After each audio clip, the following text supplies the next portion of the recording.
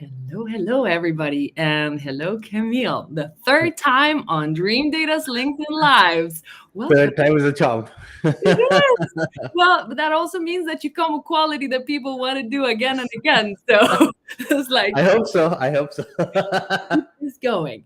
But for everybody who's online and don't know you yet, Camille, you have an agency 42, which is very creative. What is your elevator pitch of you and your agency? ah, good. Okay, so our elevator pitches, we combine performance, brand, and RevOps under one roof. A lot of agencies either do performance, either do brand, or either do RevOps, and I think those are all they should all be connected. So we help growth stage companies with performance marketing. We also include brand in there because we call it performance branding. So we help with creatives and all that fun stuff, and then we also do RevOps.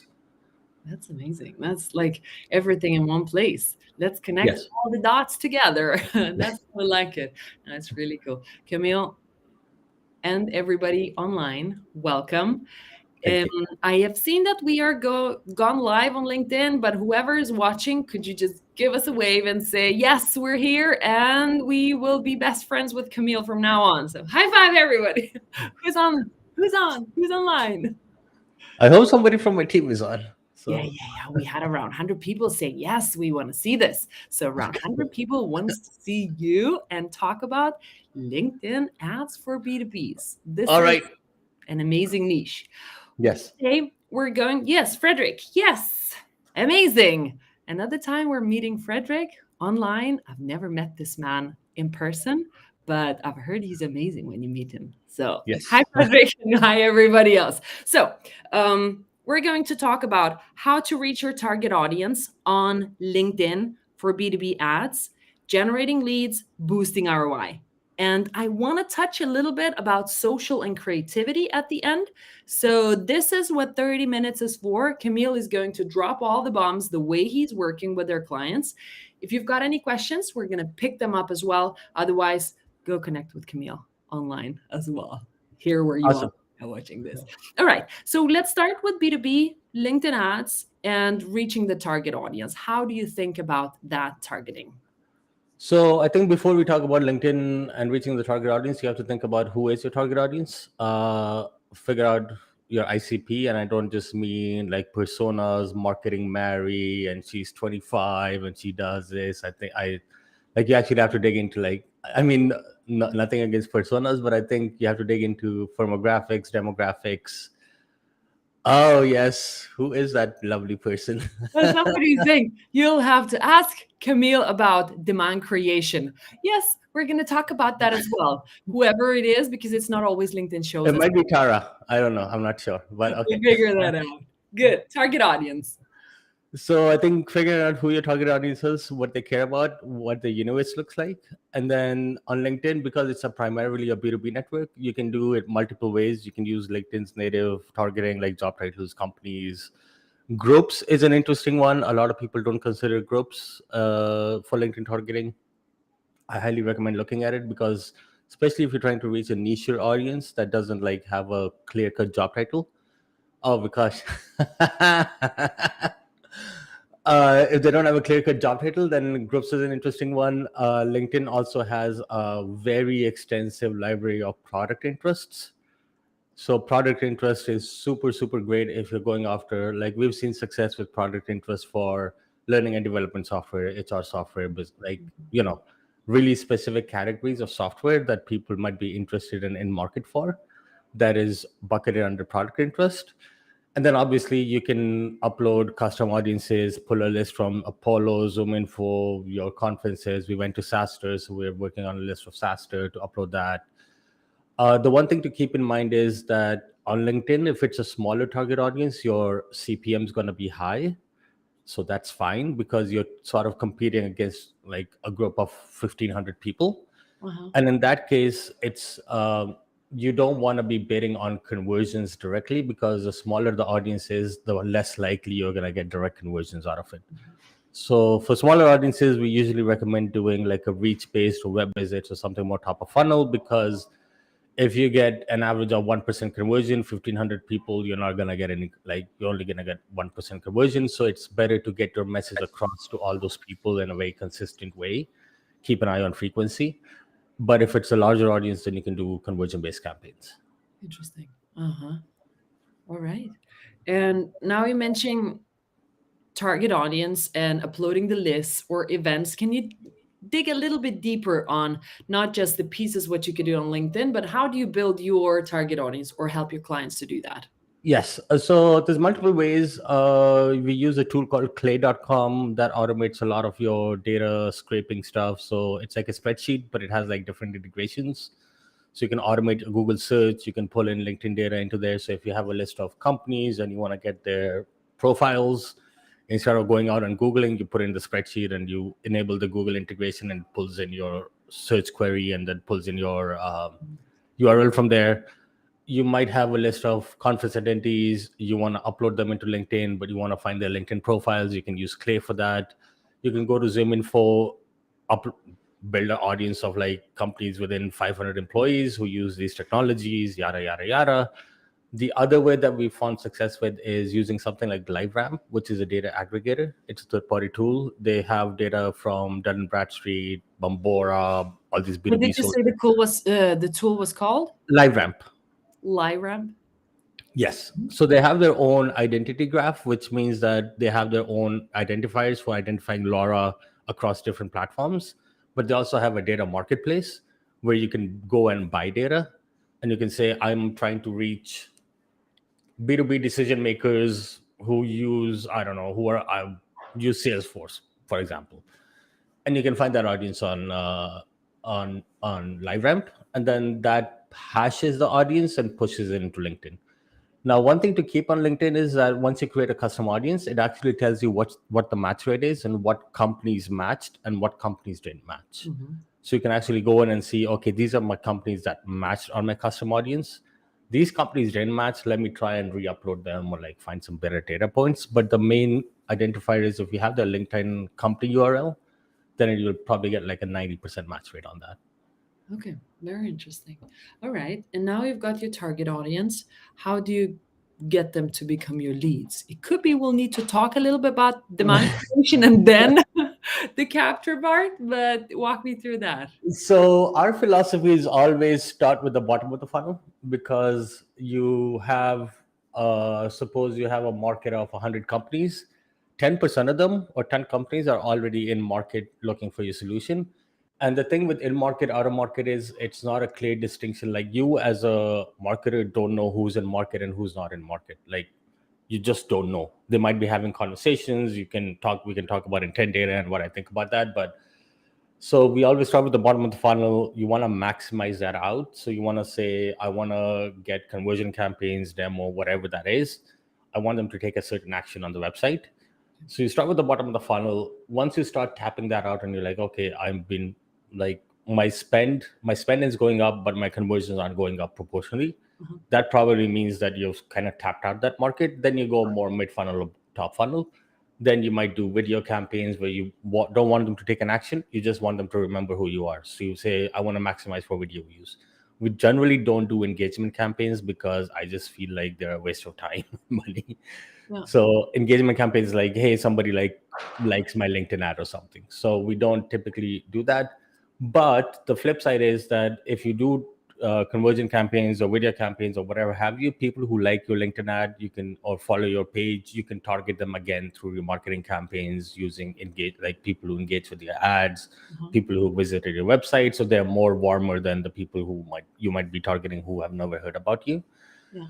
The other thing is that when we talk about bottom of funnel, there's like demo or sign up is one offer, but you can also have multiple offers like schedule a consultation, take a quiz, take an assessment, calculate your ROI. I don't know, like stuff like that. So it doesn't have to be just like talk to sales. It could be like, hey, we have this beautiful ROI calculator. Why don't you come in, put in your information, and we'll tell you what the expected ROI of our Mhm. solution is. Mhm. And when I say ROI, I don't mean those Gartner studies that say 300% ROI. I mean, that's a bit far fetched, but you can make something realistic that kind of takes certain inputs and gives you a certain output. And that also gives you an idea of what your market is trying to looking for. Yeah. And now in this part as well, how much do you leverage the branding voice and then the normal voice as if people would be talking in those types of ads? Because there must be a difference of how what kind of language you use. Yes. So on the brand voice, you're just trying to talk about more about the problem. So you're not talking about yourself. You're just trying to frame the problem. You're Mhm. just saying 90% of companies struggle with this problem, and like you're trying to get them to acknowledge that they have a problem. But when we talk about conversion campaigns, you're more focused on saying this: we are the best solution for that problem. So we help you solve X, Y, Z, and you're talking more about the company. Now, Uh-huh. one interesting thing is that LinkedIn recently rolled out thought leadership ads. I hate that word, but you can basically take someone's personal profile and promote that as an ad. So, like if Laura put something on the DreamData page, I can, as a DreamData ads manager on LinkedIn, I can take Laura's post and promote that as an advertising, which is insanely good and it's insanely effective. You see like insane amount of CTR and conversion on that because people are obviously are more receptive to people that they know Yeah. and human faces and all that stuff. So you could leverage that quite a bit. The other thing that to think about is like when we say mid funnel, I know this gets a bad rep, but like you can use gated content, you can use webinars, you can use like other assets. It doesn't have to be like one specific type of thing. Uh-huh. The thing with gated content is I know it gets a bad rap. People are gonna yell at me for this, but you gotta, if it's good content, it's worth paying for with an email address. The problem is not the gating itself. The problem is that people write shitty content. So that's my point of view on that. And with gated content, you're treating it as first party intent. So you're saying this person is interested in this problem area because this white paper or this ebook or this PDF was about this problem area in general. Yeah. You're not saying that this person is ready to talk to sales right now and you should hammer them with sales calls, but you're trying to build a relationship with them over the next, longer term Yeah. Yeah. Yeah. Get them to come over to you or at least to convert when by they're ready. when Yeah. they're And ready. you're trying to stay top of mind, right? Like the end of the day, you want to be one of those two, three solutions that they think of when they think of your category. So like they think of attribution, they think of DreamData. They think of B2B agencies, they think of 42. Yeah, yeah. And that's a little bit to the same point where we've got a question from Jatin on the chat right now. What are the major differences when you go for brand awareness and lead gen? I think KPIs. One major difference is for lead gen, I want to be seeing cost per lead within a certain amount. For brand awareness, I'm looking more for frequency and click through rates and just how many or video views or what percentage of audience is watching 50% plus of my video. So how much is that resonating? Okay. Now, other interesting thing is LinkedIn has these aided and unaided awareness surveys that you can run if you have a certain amount of lifetime spend. I think it's like 90 to $100,000 in lifetime spend. LinkedIn can actually run a survey to your audience saying, when you think of attribution software, what are the top three software vendors you think of? Have you heard of DreamData before? Do you recall seeing an ad for DreamData? So you can sort of measure your brand awareness campaigns. Interesting. Sorry, that way. And that gives you a very objective lift on these people never saw a DreamData ad and these people actually saw a DreamData ad. What is the delta between the recall of people remember DreamData? And that's in essence what a brand awareness campaign is supposed to do. Hmm. You can always hack your way and like run your own surveys, but your LinkedIn gives you that ability to segment it by people who saw the ad, people who didn't see the ad, so you can actually get a true delta on that.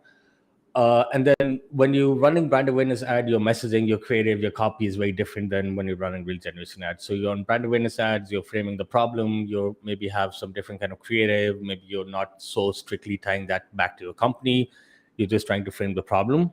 Yeah, On lead generation, you want them to take a direct action. You want them to fill out a form, sign up for a trial, do something.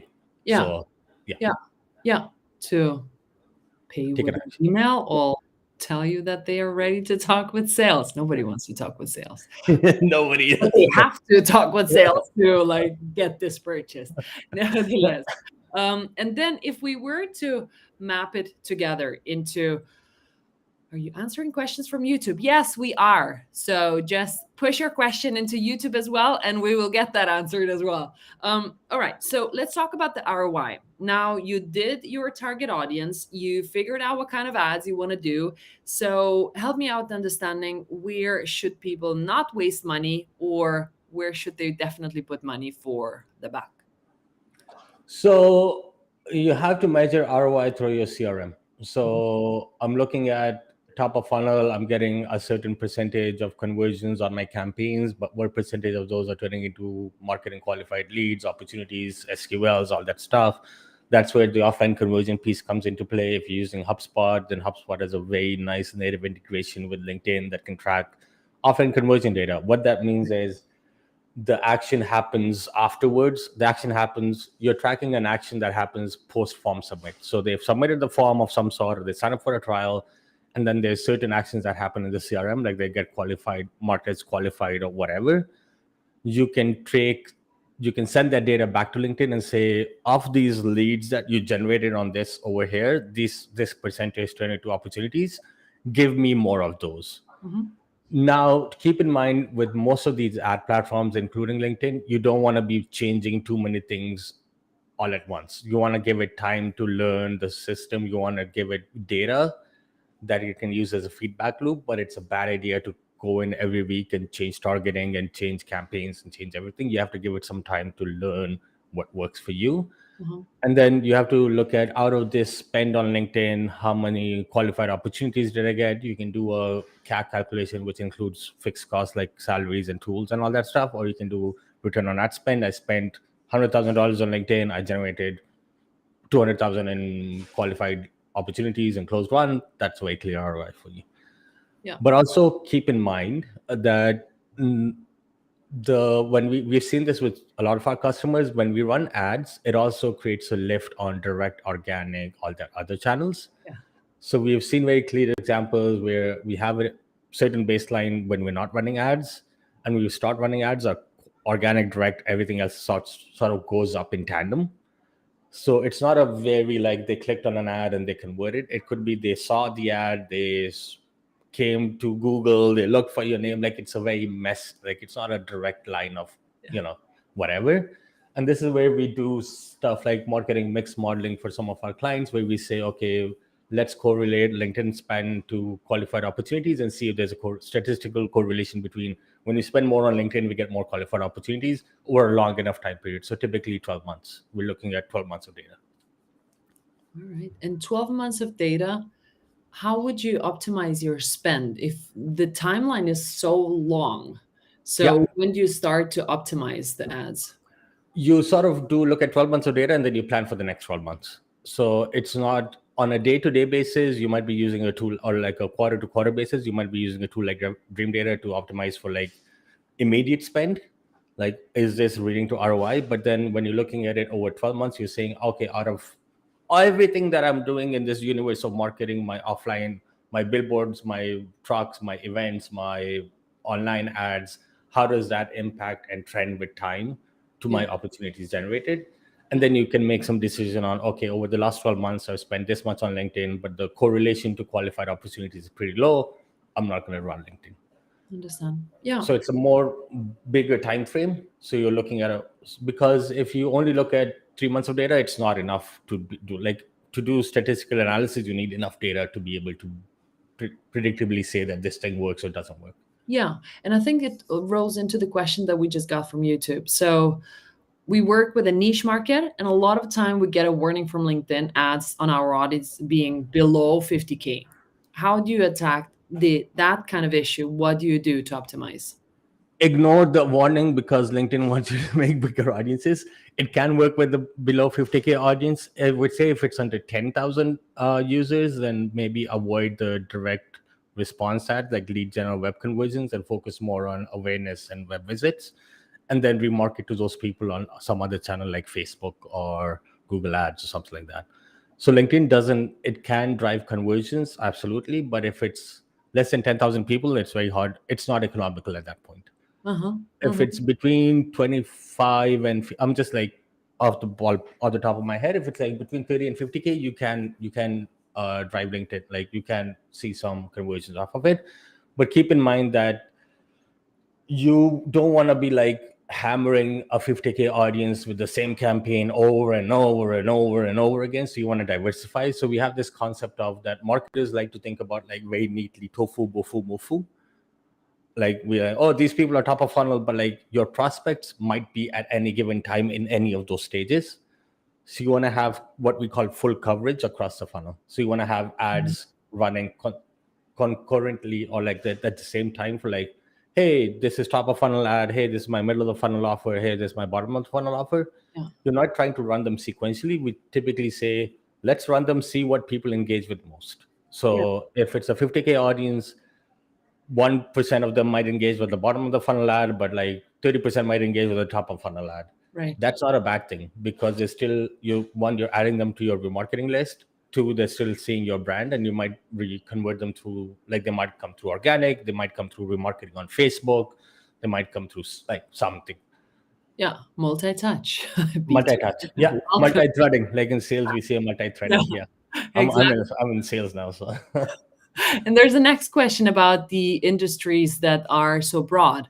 So Jatin is talking about consultancy, but you're in a similar bucket as well. You're an yeah, agency. So how do yeah. you do ads? So we don't do lead generation for ourselves, because I have this fundamental theory that when people buy software, they're buying the software product, and it's a more transaction sale. But when people buy services, you're working with people.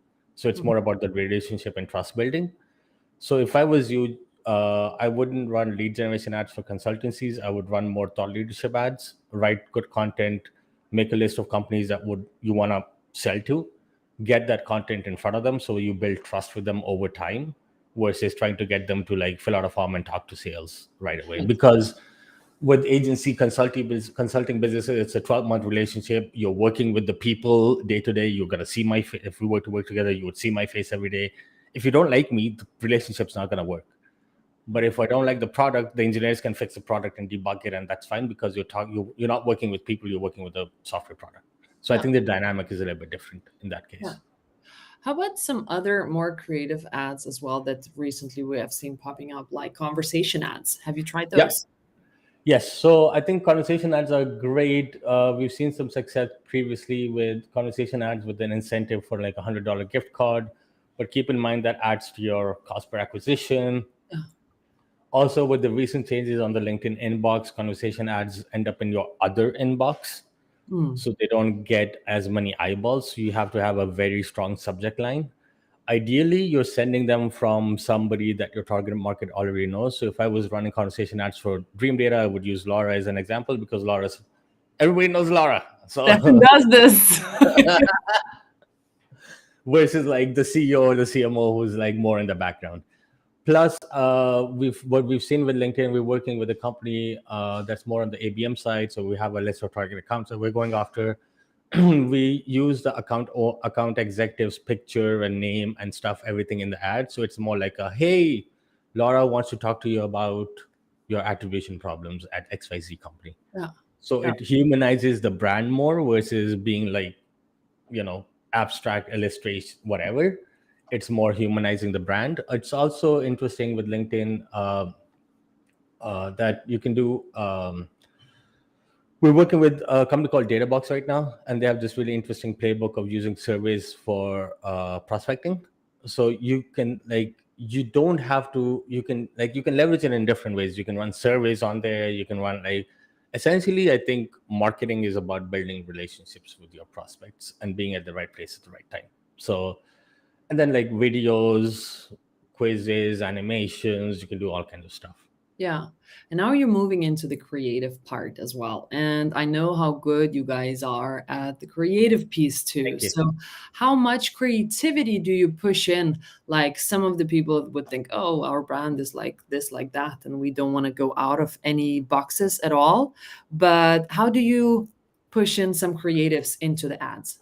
So we like to push the envelope wherever we can, because we feel like on paid media, on LinkedIn or whatever, you can expand your brand just a little bit. It doesn't have to play safe.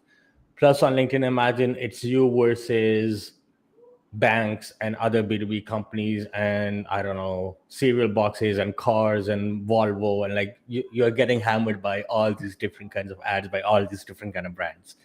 And as a person, I'm not just a B2B buyer. I'm also in a market for maybe a new electric car. Maybe I'm also in market for a new bank account. Maybe I'm also, so you have to stand out from everything in that feed.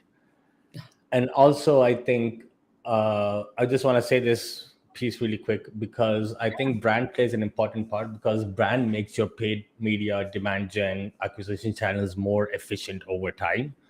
You're more likely to click on an ad from a brand that you've heard of before. You're like, oh yeah, DreamData, I've heard of them, let me go check them out, versus like, DreamData, who the fuck are they? Sorry for swearing. So like your brand, as you build awareness and you get mind share within your target audience, they're more likely to get more efficiencies on the paid media and the organic search and all that other stuff on the acquisition side, because people are more likely to engage with the brand they know versus a brand they don't know. Yeah, like, and the eyeballs, and people get connected more or less emotionally connected with a brand because they have seen people posting something, a Yes. conversation ad pop up, and then, oh, this is creative. This is a Yeah. pretty picture or whatever it is. It definitely gets many more eyeballs. All right, so we are going to wrap this up. And if you've got any further questions, please connect with Camille. He has so many other inputs for how to optimize your ads, not just for LinkedIn. So if you've got any questions and would like to ask how whichever of their clients have been doing this, feel free to do that there. And see you at another LinkedIn Live, people. Thank you. See you, everybody. Thank you.